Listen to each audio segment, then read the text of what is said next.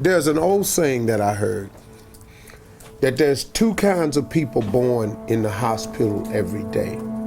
There's a person born in the hospital that's going to get a job, and there's a person born in the hospital that's going to give that person the job. You have to decide along the way which one you're going to be. You can be a leader, but a leader is a developed set of skills. It's a developed set. And the more, but see, here's what stops the average person from being a leader is the fear of the consequences of leading. Most people don't want the responsibility of being a leader. But let me tell you the trick though. The responsibility and ramifications and consequences of being a follower is more dire and more severe. Because now, as a follower, you just got to go along with whatever.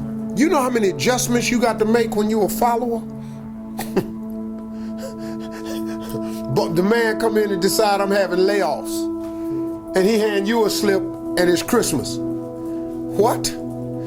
That wasn't in your plans, but you decided you didn't want to be a leader, you want to be a follower. Now guess what? You got to deal with that.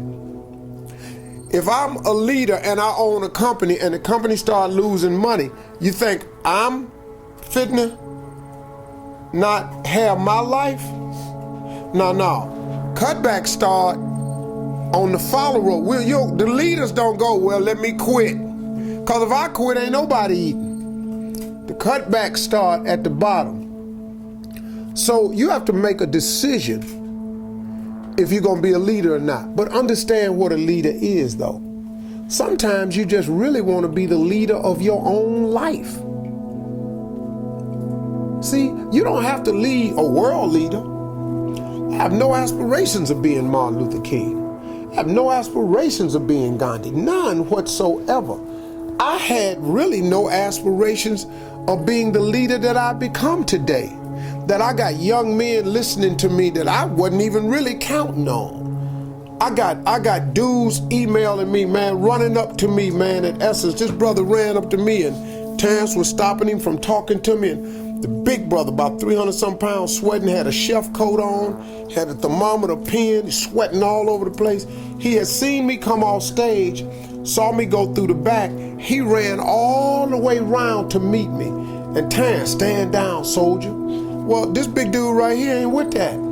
He said, hey, little man, come on now. Ain't nobody got time for all this here. I'm trying to holler at this man right here, because you don't know what I've been through. Stand down, soldier. Little man, before this turned into something else, I got to see him today.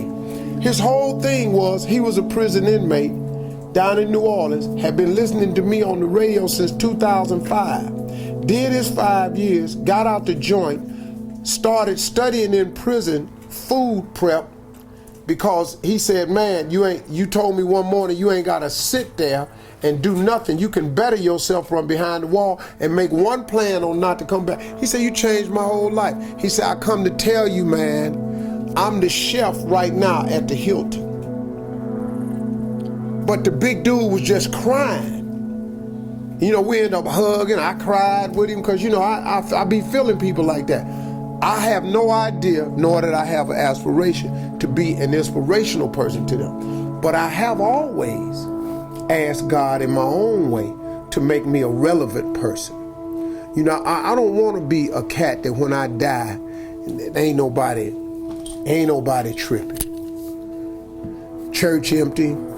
Ain't nothing right here, because, you know, it's two things, you know, when a person dies on their tombstone, there's a birth date, there's a dash, and then there's a date of your demise.